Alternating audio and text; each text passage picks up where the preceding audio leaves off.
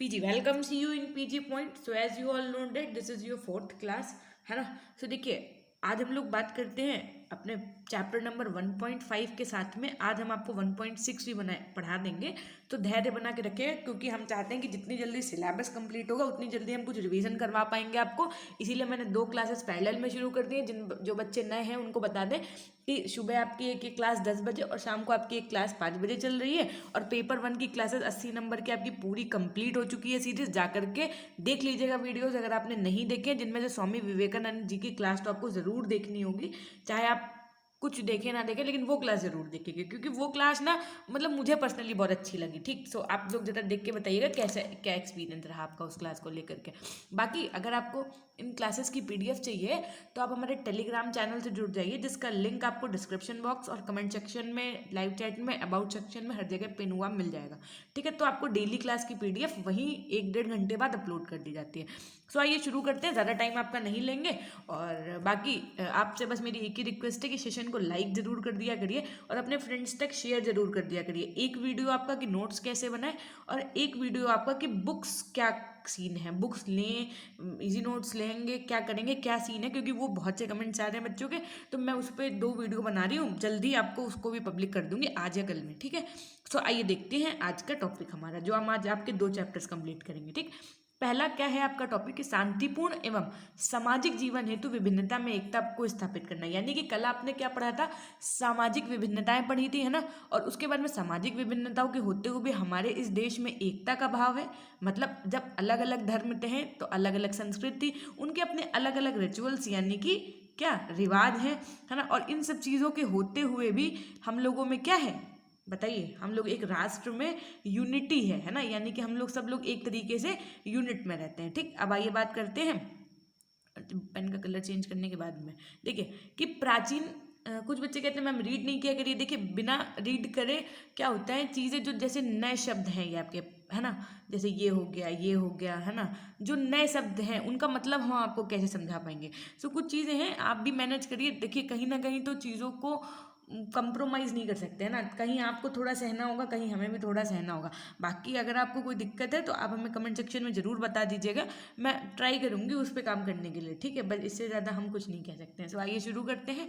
अगर क्लास अच्छी लग रही है तो अच्छे अच्छे कमेंट जरूर करिएगा, लाइक तो करना ही है। प्राचीन काल, देखिए प्राचीन कालीन यानी पुराने समय में समाज धर्म प्रधान था। क्या था, जो धर्म था, मतलब जो आपका समाज था यानी सोसाइटी थी, ये क्या था, धर्म प्रधान थी। लेकिन वर्तमान समय में यदि अब की हम लोग बात करें तो लोकतांत्रिक होने के कारण, यानी कि अब हम लोगों का क्या है, लोकतांत्रिक समाज है। इसके कारण 6 सिद्धांत कौन कौन से, ये तो आपको एज इट इज याद रखना पड़ेगा। पहला स्वतंत्रता, समानता, भ्रातृत्व यानी फ्रेटर्निटी, समाजवाद यानी सोशलिज्म, और धर्मनिरपेक्षता। देखिए, धर्मनिरपेक्षता का मतलब ये होता है कि जैसे कि आपका भारत देश, और हाँ याद रखिएगा, यहाँ पे जब राज्य कहा जाए तो आप यूपी, MP, असम, मिजोरम नहीं समझेंगे। यहाँ पे राज्य का मतलब होता है आपका भारत देश। जब आप पॉलिटी पढ़े होंगे या पढ़ी होगी आपने पहले कभी, तो आपको ये बात पहले से ही पता होगी कि राज्य का अर्थात क्या होता है, भारत, है ना।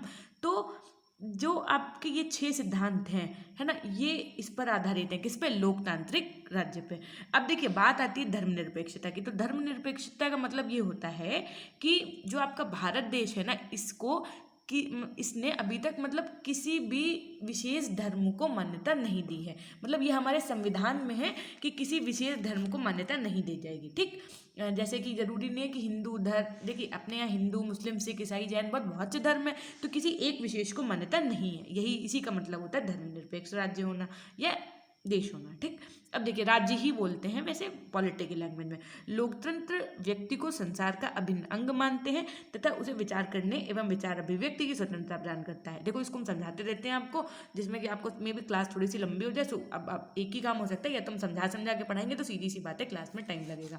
अब देखिए, लोकतंत्र व्यक्ति को संसार का अभिन्न अंग मानते हैं तथा उसे विचार करने या विचार अभिव्यक्ति की स्वतंत्रता प्रदान करता है। यानी हम सभी लोगों को क्या है, अपने अपने विचार प्रस्तुत करने की स्वतंत्रता है। शिक्षा द्वारा ही किसी भी समाज में फैली सामाजिक अव्यवस्था को भी दूर किया जा सकता है। ये तो बहुत सिंपल सा है, हम सिर्फ पढ़ रहे हैं तब भी आप इसको समझ सकते हैं ना। कोई जहाँ टफ होगा वहाँ मैं समझा दूंगी। समाज में जब कोई अवांछनीय यानी कि जो चीज़ें वांछित ना हो, तत्व सामाजिक व्यवस्था की स्थिरता के समक्ष एक चुनौती बनकर खड़े होते हैं एवं समाज की नियम प्रणाली अपनी प्रभाव उत्पादकता की रक्षा के लिए शिक्षा के समक्ष आ खड़ी होती है। तब शिक्षा तत्कालिक आवश्यकताओं के अनुसार रूप परिवर्तित करके किंचित नया रूप धारण करके इस चुनौती का प्रत्युत्तर देने के लिए तैयार हो जाती है। देखिए, शैक्षिक प्रचार प्रसार के कारण अब भारतीय समाज में क्षेत्र, भाषा, जाति, धर्म एवं संस्कृति के आधार पर कोई संकीर्णता नहीं है, कोई भेदभाव नहीं है।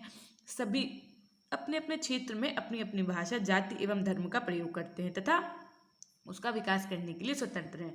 अंततः कहा जा सकता है कि भारतीय समाज में क्षेत्र, भाषा, जाति, धर्म एवं संस्कृति के आधार पर भिन्नता होते हुए भी क्या है, एकता है। वही बात आ गई ना सोशल डाइवर्सिटी वाली, कि इतने चेंजेस होने के बाद में भी हम लोगों के में क्या है, यूनिटी है। अब देखिए, भिन्नता में एकता को स्थापित करने के उपाय क्या होते हैं। अब सबसे पहले बात करेंगे किसके अनुसार, तो देखिए राधा कमल मुखर्जी ने पंडित जवाहरलाल नेहरू के विचारों को इस प्रकार उल्लेख किया है, क्या कि पंडित नेहरू ने एक बार कहा था, भारत का सिंहावलोकन करने वाले भारत की अनेकता एवं विविधता से बहुत अधिक प्रभावित हो जाते हैं। वे भारत की एकता को साधारणता नहीं देख पाते, यद्यपि युगों युगों से भारत की मौलिक एकता उसका महान एवं मौलिक तत्व रहा है।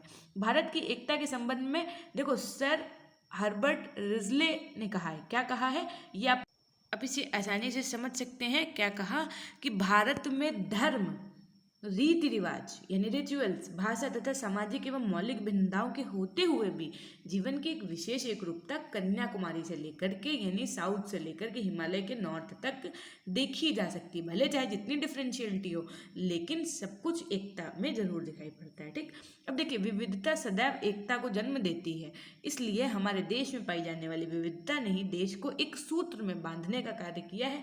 अतः भारतीय समाज में व्याप्त विविधता में एकता स्थापित करने के उपाय निम्नलिखित हैं। अब क्या उपाय हैं, तो आइए जानते हैं। पहला, भौगोलिक विविधताओं में व्याप्त भौगोलिक एकता, यानी कि अगर भौगोलिक रूप से हम लोगों के में डिफरेंशियलिटी है तो भौगोलिक रूप से हम लोगों के में यूनिटी भी है। वो कैसे है, तो आइए जानते हैं। महान सम्राट अकबर ने भी फतेहपुर सीकरी के बुलंद दरवाजे पर लिखवा दिया था कि यदि स्वर्ग कहीं है तो यही है। विष्णु पुराण के भी एक श्लोक में उल्लिखित है कि समुद्र के उत्तर एवं हिमालय के दक्षिण का सारा प्रदेश भारत है तथा उसके निवासी भारत की संतान है। अब ये बात आपको एज इट इज ही याद रखनी पड़ेगी, है ना। अब देखो, भौगोलिक दृष्टि से भारत अनेक विविधताओं वाला देश है। भारतीय संस्कृति में व्याप्त यह भौगोलिक एकता प्राचीन काल में भारतीयों में अपने देश के प्रति अनुभूति से जुड़ी मातृभूमि मातृ देवोभाव के रूप में पूजनीय है। प्रत्येक पूजा पाठ करने वाला व्यक्ति भारतखंड, जम्बूद्वीप आदि से अपना नाम एवं गोत्र लेकर पूजा प्रार्थना प्रारंभ करता है, अर्थात वह यह घोषणा करता है कि मैं जम्बूद्वीप में भारतवर्ष का निवासी अमुक नाम का व्यक्ति यह संस्कार संपन्न कर रहा हूँ। अच्छा, ये जब पंडित जी कोई पूजा कराते हैं ना, तो जब संकल्प कराते हैं, है ना, जैसे कथा वगैरह होती घर पे, कभी आपने अगर गौर किया हो, ऐसा है नहीं कि गौर ना किया हो, मे भी आपने खुद भी संकल्प किया हो, तो उसमें पंडित जी बोलते हैं ना अपना गोत्र बोलिए, तो उसके बाद में फिर उसमें पैसे, सुपारी, पान में सब रखवाते हैं, है ना। तो वो चीज़ें बताई गई हैं फिलहाल। तो देखो, होता क्या है कि अब भौगोलिक रूप से यदि बात की जाए तो अलग अलग, देखो टेम्परेचर भी अलग, है ना, ज्योग्राफिकल नेचर भी अलग, लोग भी अलग, रिचुअल्स भी अलग, लेकिन राष्ट्र क्या है, समान है ना। तो अब देखिए, अभी धार्मिक विविधताओं के मध्य व्यापक धार्मिक एकता क्या होता है कि धार्मिक विविधताएं की यदि बात की जाए तो देखो, हिंदू, मुस्लिम, सिख, ईसाई, जैन, बौद्ध सब धर्म हैं अपने यहाँ। तो इन धर्मों की अलग अलग मान्यताएं हैं, अलग अलग रिचुअल्स हैं, फिर भी क्या है, एकता है। कैसे है, तो आइए जानते हैं। देखो, होता कुछ नहीं है, कोई ईश्वर को मानता है, कोई अल्लाह को मानता है, कोई यीशु मसीह को मानता है ना, ईशा मसीह, और कोई बौद्ध जी को मानता है, कोई जैन जी यानी महावीर स्वामी जी की पूजा करता है। तो पूजा तो अर्थात सब कर रहे हैं, यानी कि एक शक्ति को तो सब मान रहे हैं ना। बस क्या है, जलते बोलते ना, भगवान एक है नाम अनेक है, वैसे ये शक्ति तो एक है ना। अब यही साइंटिस्ट क्या बोलेंगे, एक सुपर पावर है। हम लोग उसी बात को क्या बोलते हैं, ईश्वर है या अल्लाह है ना, ये बोलते हैं। तो बस यही बात बोली गई कि स्वतंत्रता पश्चात भारत को धर्मनिरपेक्ष राज्य घोषित करना इनमें पाई जाने वाली धार्मिक एकता का ही क्या है, सूचक है। फिर देखिए, भाषाई विविधता में एकता, कल मैंने जो बोला था ना, उस पर देखो एक बच्चे ने कमेंट भी किया था, वही वाली बात बोली थी कि कोस कोस पर पानी बदले, 4 कोस पर वाणी, यही था ना। देखो, हम ना वाणी और पानी में कंफ्यूज हो जाते हैं कभी कभी। तो उसने बोला था ये, तो मुझे बहुत अच्छा लगा कि इसका मतलब आप लोग बहुत अच्छे से क्लास हमारी देख रहे हैं। So I feel really very good. Okay.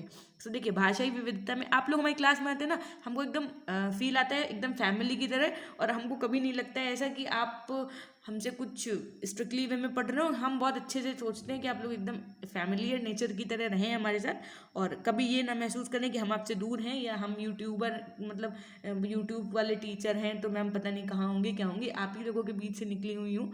तो बिल्कुल ये नहीं सोचिएगा ना मुझे ऐसा फील होने दीजिएगा। मुझे बिल्कुल दूर वाला सीन पसंद नहीं, एकदम पास वाले हैं, एकदम अपने हैं हम आपके, ठीक, ऐसा सोचिएगा।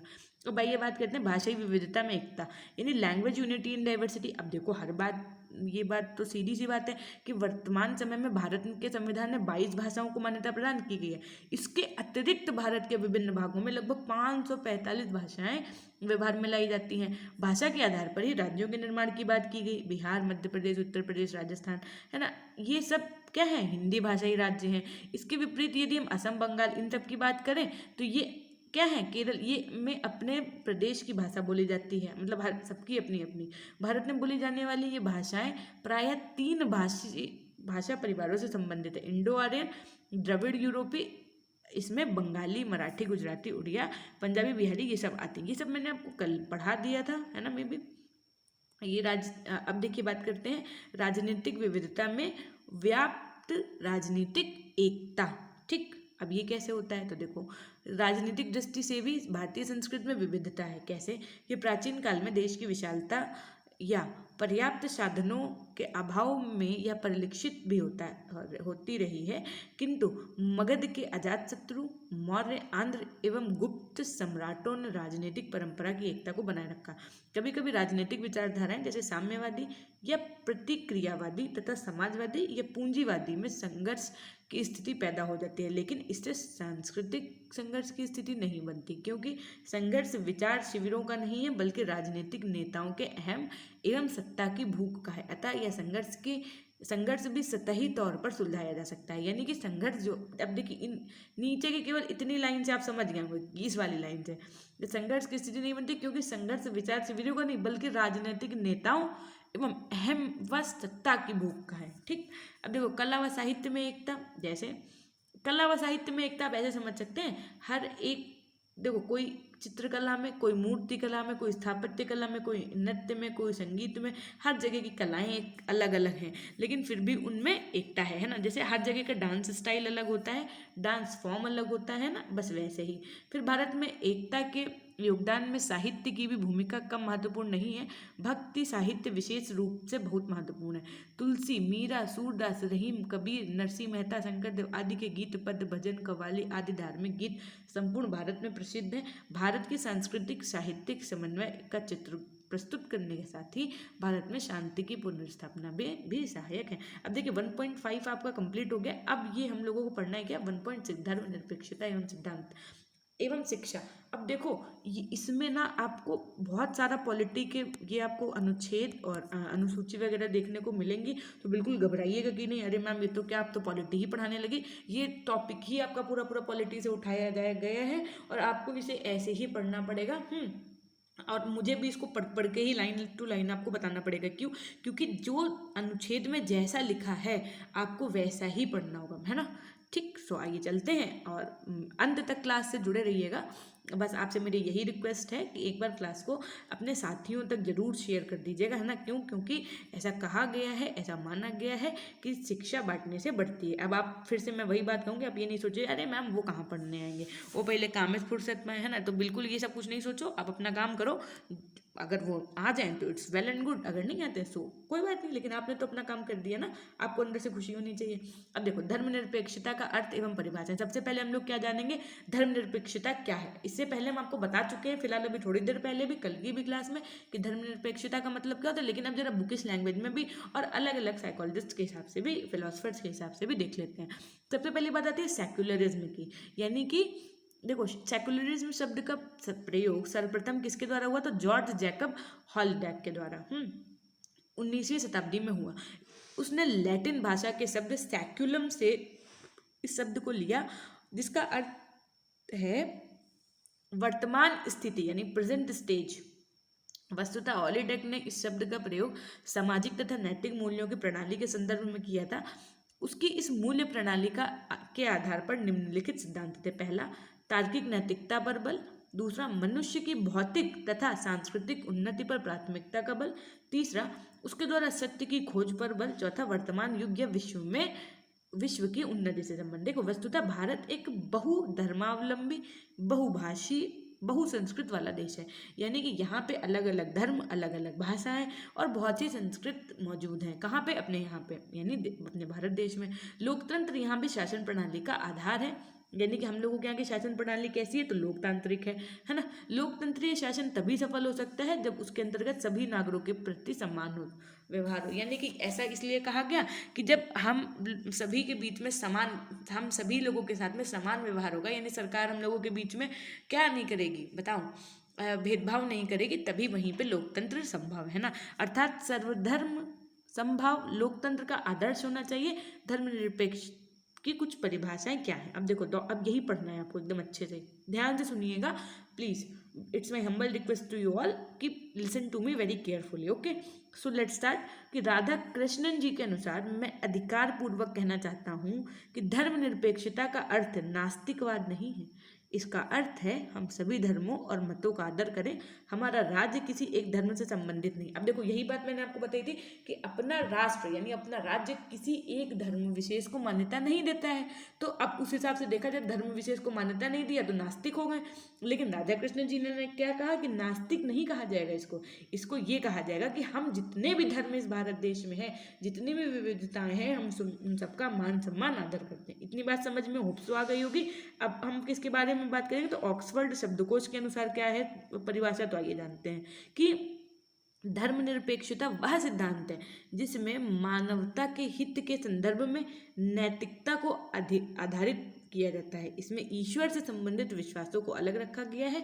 ये सिद्धांत व्यक्ति के वर्तमान जीवन पर बल देता है। इसमें इन्होंने बताया कि जो ह्यूमन बींग्स हैं, है ना, तो इनकी जो मॉरलिटी है, इनके जो नेचर है, इस पे डिपेंड बातें होती हैं और ईश्वर की जो बातें हैं उसको इनसे नहीं जोड़ा जाता। अब देखो, महात्मा गांधी जी ने भी किसको डिस्क्राइब किया है? तो धर्मनिरपेक्षता को ही डिस्क्राइब किया है। किन शब्दों में किया है? तो आइए जानते हैं कि हम सभी धर्मों एवं विश्वासों को समान आदर प्रदान करते हैं, अर्थात हम सर्वधर्म समभाव में आस्था रखते हैं। ठीक, और यही होना भी चाहिए। फिर यही सब बातें देखिए, विल्बर्ट मूर के अनुसार यदि बात करें तो मानवीय कार्यों में धर्म की भूमिका के संबंध में तार्किक भाव द्वारा स्थान ग्रहण करना, अर्थात धार्मिक विश्वासों तथा क्रियाओं का स्थान गैर धार्मिक विश्वासों और क्रियाओं द्वारा ले लेना ही धर्मनिरपेक्षता है। तो ये अलग अलग लोगों के अनुसार या फिलोसफर्स के अनुसार अलग अलग बातें कही गई। अब धर्मनिरपेक्षता की क्या विशेषताएं हैं? तो देखिए, सबसे पहले धर्मनिरपेक्षता का ह्रास यानी डिक्लाइन ऑफ रिलीजियस। क्या कि धर्मनिरपेक्षता के प्रचार और प्रसार के फलस्वरूप धर्म का प्रभाव कम होता है तथा मानवीय व्यवहार एवं सामाजिक घटनाओं की व्याख्या करने में धर्म के हस्तक्षेप को अनुचित माना जाता है। व्यक्ति की सामाजिक प्रतिष्ठा का निर्धारण भी धर्म के आधार पर नहीं होता। उस व्यक्ति को अधिक पिछड़ा हुआ माना जाता है जो अधिकाधिक धार्मिक कर्मकांडों में विश्वास रखता है। ये आजकल के हिसाब से देखा जाए, अगर जो हम लोग अपना इतना वेस्टर्न कल्चर अपना रहे हो, हम इसलिए बोल रहे हैं क्योंकि सभी आ जाएंगे इसके अंदर। इसमें क्या होता है पता है, जैसे लोग बहुत पूजा पाठ कर रहे हैं या कुछ कर रहे हैं, अरे यार आजकल के ज़माने के हिसाब से जियो, ऐसे बोलते हैं ना। क्यों नॉर्मली लोग ऐसे ही बोलते हैं ना, अरे यार कहाँ पुरानी पूजा वूजा ले, इस उम्र में पूजा ना करो, है ना। उनका मानना होता है कि क्या बुढ़ापे में ही सिर्फ पूजा करनी है। अगर आपने अनिरुद्धाचार्य को सुना हो, अनिरुद्धाचार्य जी को, तो उनका एक भजन है कि क्या कि भजन कर मस्त जवानी में बुढ़ापा किसने देखा है। तो बस उन्हीं के अनुसार चलिए। देखिए, सब कुछ जीवन में जरूरी है, पूजा पाठ। अब जो नहीं मानते हैं भगवान को, वो अपनी एक सुपर पावर को मानते हैं या वो कर्म पर विश्वास करते होंगे, सो कर्म पर विश्वास करिए। लेकिन यदि मानते हैं कुछ भी, आप अपने ईश्वर अल्लाह, है ना, तो पूजा जरूर करिए, क्योंकि उससे क्या होता है कि पॉजिटिव एनर्जी मिलती है ना। या पूजा के साथ साथ एक काम हमेशा करिए, बताइए क्या?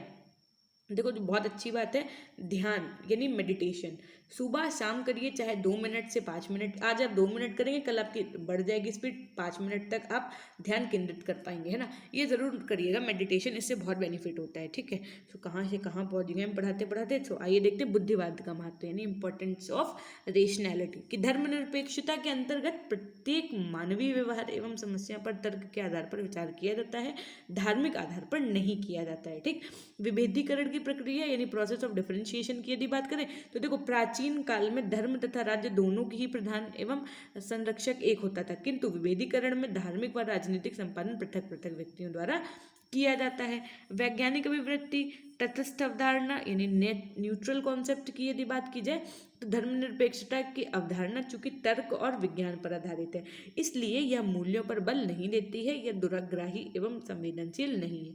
इसमें आत्मनिष्ठा के स्थान पर वास्तुनिष्ठता पर बल दिया जाता है तथा मानवीय व्यवहार एवं सामाजिक घटनाओं की व्याख्या पारलौकिक के स्थान पर अलौकिक उपयोगिता के आधार पर की जाती है। ठीक है, freedom in the field of religion यानी कि किसी भी धर्म को मान्यता नहीं है ना। अब इसको प्रभावित करने वाले कारक क्या होते हैं? सबसे पहले मतलब जो आपके धर्मनिरपेक्षता है इसको क्या प्रभावित करता है? वेस्टर्नाइजेशन यानी पश्चिमीकरण। सीधी सी बात है, अभी फिर मैंने आपको बताया कि योगेंद्र सिंह जी के अनुसार कि मानवतावाद तथा बुद्धिवाद पर जोर पश्चिमीकरण का एक अंग है जिसने भारत में संस्थागत एवं सामाजिक सुधारों का सिलसिला प्रारंभ कर दिया। अब अगर नगरीकरण एवं औद्योगिकरण की बात की जाए तो देखो क्या है कि धर्मनिरपेक्षता की प्रक्रिया विशेष रूप से नगरों में अधिक प्रभावी रही है, क्योंकि शिक्षा, संचार, यातायात आदि की सुविधा नगरों में ही अधिक पाई जाती है।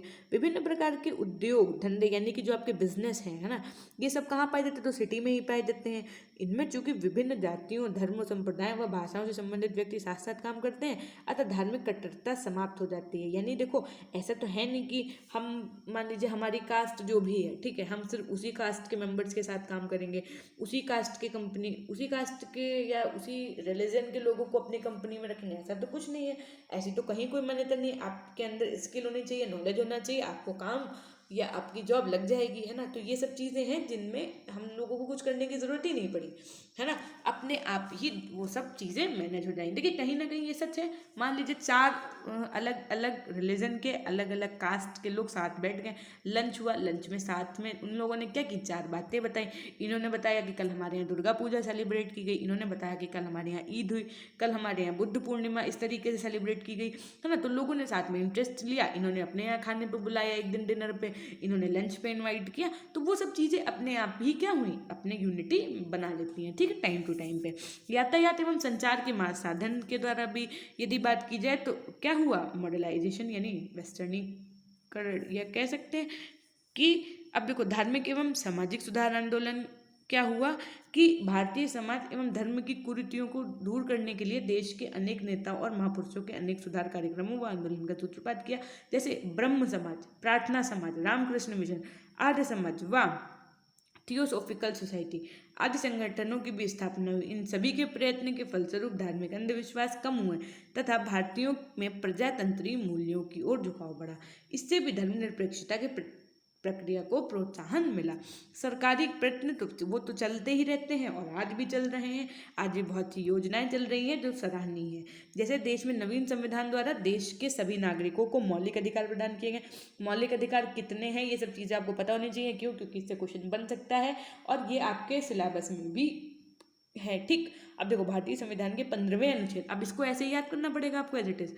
15वें अनुच्छेद में क्या लिखा है कि राज्य, लिंग, रंग, जाति, प्रजाति, धर्म एवं वंश एवं जन्म आदि के आधार पर किसी के साथ कोई भेदभाव नहीं बरतेगा, है ना। अब आप ये नहीं कहिएगा कि मैम जो उसमें SC ST जनरल OBC तो होता है जब जॉब लगती है या मेरिट बनती है, तो देखिए वो कुछ एक्सेप्शनल चीज़ें होती हैं ना जब आप पढ़ते हैं, तो ये सब चीज़ें उसके अंडर में आ जाती है ना। अब देखिए ज़रा कि राजनीतिक दल, पॉलिटिकल पार्टीज, स्वतंत्रता आंदोलन, धार्मिक विभिन्नता, हिंदू धर्म में व्याप्त रूढ़िवादिता, ये सब चीज़ें PDF के माध्यम से आप पढ़ लीजिएगा। जो इंपॉर्टेंट है वो देखते हैं ना, क्योंकि बहुत बड़ा फिर वीडियो हो जाएगा और मे भी फिर आप लोग शायद अच्छा ना लगे कि अरे मैम आपने तो 2 टॉपिक एक दिन में ला कर बहुत सारा पढ़ा दिया। अब देखो क्या कि भारत में धर्मनिरपेक्षता के विकास में विद्यालय की भूमिका, ये बहुत अच्छे से पढ़िएगा, बहुत इंपॉर्टेंट टॉपिक है आपका। और इसमें शिक्षा आयोग वगैरह सब कुछ है, तो एकदम अच्छे से पढ़िएगा, बिल्कुल मिस नहीं करना। चुपचाप शांति से बैठ के सुनो मेरी बात। क्या कि भारत में धर्मनिरपेक्षता की नीति को अंगीकार किया गया है। इससे तात्पर्य है कि राज्य में सभी नागरिकों को, चाहे वे किसी भी धर्म या जाति के हों, समान अधिकार प्राप्त होंगे तथा राज्य के विद्यालयों में किसी भी धर्म विशेष की शिक्षा प्रदान नहीं की जाएगी। बालकों में धर्मनिरपेक्ष दृष्टिकोण के विकास के लिए उन्हें धर्म के बारे में शिक्षा दी जा सकती है, लेकिन यह शिक्षा उनमें मानवीय गुणों को उत्पन्न करने तथा आत्मा की अनंत खोज से संबंधित ही होगी। यह आवश्यक भी है कि भारत जैसे धर्मनिरपेक्ष देश में सभी धर्मों के सहिष्णुतापूर्ण अध्ययन को बढ़ाया बढ़ावा मिले, जिससे उसके नागरिक एक दूसरे की ओर अच्छी तरह से समझे। अब देखो, शिक्षा आयोग 1964-66 ने भी इस प्रकार की धार्मिक शिक्षा के संबंध में सुझाव देते हुए लिखा कि हमारा सुझाव है कि प्रत्येक प्रमुख धर्म से संबंधित चुनी हुई जानकारी देने वाला एक पाठ्य वितरण सिलेबस, यानी स्कूलों तथा कॉलेजों में प्रथम उपाधि तथा प्रारंभ किए जाने वाले नागरिकता विवरण संबंधी पाठ्यक्रम या सामान्य शिक्षा की एक भाग के रूप में शामिल किया जाना चाहिए, या विश्व के महान धर्मों में पाई जाने वाली मूलभूत समानताओं को भी स्पष्ट करेगा। पाठ्यक्रम देश के सभी भागों का एक जैसा हो, ऐसा शिक्षा आयोग का कहना है। अब देखो, शैक्षिक संस्थाओं का प्रजातांत्रिक संगठन, देखो संक्षेप में धर्मनिरपेक्षता के विकास में भारतीय विद्यालय निम्न भूमिका का निर्वाह कर सकते हैं। क्या कर सकते हैं? सबसे पहले democratic organisation of educational institute means to say that कि भारत में सभी शैक्षिक संस्थाओं का संगठन धर्मनिरपेक्षता के सिद्धांत के आधार पर होना चाहिए। जाति उपजाति धर्म पंथ मत आदि के आधार ना तो उनका नामकरण किया जाए और ना इन आधारों पर उनका विधान या नियमावली ही बनाई जाए। विद्यालयों में छात्रों के प्रवेश, अध्यापकों की नियुक्तियां व उनकी प्रोन्नति के विषय में भी जातिगत व धर्मगत आधार नहीं वरन धर्मनिरपेक्षता के आधार पर ही अवलंबन किया जाए। और ऐसा हो रहा है, ऐसा थोड़ी ना है कि आपका स्किल आपकी अच्छी है और आपकी कास्ट ये है, आपके धर्म यानी रिलीजन, आप हिंदू नहीं है मुस्लिम नहीं है, जैन है या हिंदू हैं जैन नहीं है, तो इस बेसिस पे नहीं होता कहीं पे भी, है ना। अब आपके अंदर स्किल होनी चाहिए, आपका सिलेक्शन हर जगह होगा। बहुमुखी पाठ्यक्रम की बात यदि की जाए तो विद्यालयों में पाठ्यक्रम के अंतर्गत कोई भी पाठ्यक्रम ऐसा ना हो जिससे विद्यार्थी में धार्मिक या जातिगत विद्वेष को बढ़ावा मिले, है ना। वस्तुतः उनका ध्यान सभी धर्मों की अच्छाइयों और उनके क्या होना चाहिए, उनके विशिष्ट मूल्यों की ओर आकर्षित किया जाए। यानी कि देखो, बच्चा है, कहते नहीं कच्ची मिट्टी है, अब हम उसका जो चाहे वो बना लें, ठीक।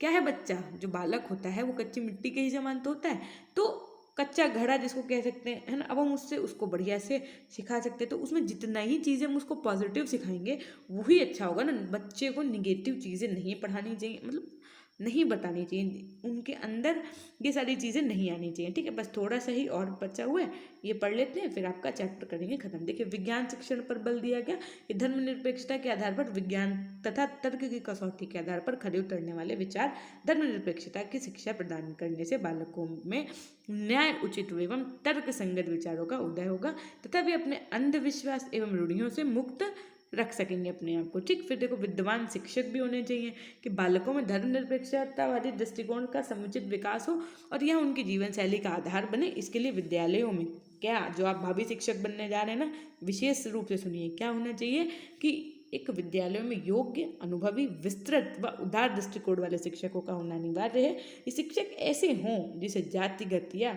धर्मगत संकीर्ण भावनाओं के पोषक न हो और वे सभी विद्यार्थियों से, चाहे वे किसी भी जाति या धर्म से संबंधित हो, समान निष्पक्ष व सहानुभूतिपूर्ण व्यवहार करें। उनका व्यवहार वस्तुतः सच्चे प्रजातांत्रिक मूल्यों के अनुकूल होना चाहिए। भारत जैसे एक धर्मनिरपेक्ष राष्ट्र के वे सभी मायनों के प्रतीक हों, पथ प्रदर्शक हों। बात समझ में आई? ऐसा नहीं है कि बच्चा हिंदू है या मुस्लिम है या जैन है या बौद्ध है, इस बेसिस पे आप उससे ट्रीट कर रहे हैं। पता चला उसने होमवर्क नहीं किया, उसने भी होमवर्क नहीं किया, आपने एक बच्चे को ज़्यादा कुटाई कर दी, एक की नहीं की, है ना। ऐसा नहीं होना चाहिए। तो टीचर भी ऐसे ही होने चाहिए, ठीक है। अब देखो, अल्पसंख्यकों के विद्यालय यानी स्कूल ऑफ माइनॉरिटीज़, यद्यपि भारतीय संविधान ने अल्पसंख्यक समुदाय को पृथक रूप से अपनी शिक्षा संस्थाओं को खोलने का अधिकार दिया, किंतु देखा जा रहा है कि इनमें से अनेक संस्थाएं बालक में अन्य धर्मों के प्रति द्वेष व घृणा उत्पन्न कर रहे हैं, उन्हें धार्मिक रूप से उन्मादी बना देती हैं। ये सब बंद होना चाहिए। कानून द्वारा इन पर अंकुश लगाया जाना आवश्यक है। इन विद्यालयों में भी अनुशासन, नैतिकता, सार्वजनिक व्यवस्था आदि से संबंधित राज्य द्वारा बनाए गए नियमों को लागू किया जाना चाहिए। इसके अतिरिक्त इस संस्थाओं को धन को विद्यार्थियों एवं धर्मनिरपेक्षता के विश्वास हेतु व्यय किया जाना चाहिए, ना कि व्यर्थ के कार्यों में। देखो, कहते नहीं फंडिंग वगैरह हो जाती है किसी कहीं पे, तो वो सब चीज़ें अब ये सरकार के हाथ में है कि वो कानून बनाए और इन सब चीज़ों को बंद करें। फिलहाल ये हो गई हमारी आज की क्लास। इसकी PDF के लिए आपको हमारे टेलीग्राम ग्रुप से जुड़ना होगा। इसका लिंक आपको डिस्क्रिप्शन बॉक्स और कमेंट सेक्शन या अबाउट सेक्शन हर जगह मिल जाएगा, आप वहाँ से जुड़ सकते हैं, ठीक। सो ये हो गई एक छोटी सी बात। बाकी आपको आज की क्लास कैसी लगी? मैंने 2 चैप्टर कवर करने की कोशिश की है। अब मे भी आपको होप तो समझ में आया होगा। अगर समझ में आया तो एक बार फटाफट से लाइक कर दीजिएगा, कमेंट्स ज़रूर करिएगा, ज़रूर मतलब ज़रूर। मुझे बाद में कमेंट्स, मैं कभी कभी कमेंट्स नहीं पढ़ पाती हूँ, लेकिन मैं बहुत कोशिश करती हूँ कि कमेंट्स पढ़ के आपका रिप्लाई ज़रूर करें। और कमेंट्स के बेसिस पे मुझे ये भी आइडियाज़ मिलते रहते हैं कि आपको कहाँ पे कन्फ्यूज़न है, क्या है। जैसे अभी सबसे ज़्यादा कन्फ्यूज़न बच्चों के बीच में ऑब्जेक्टिव सब्जेक्टिव को लेकर के चल रही है।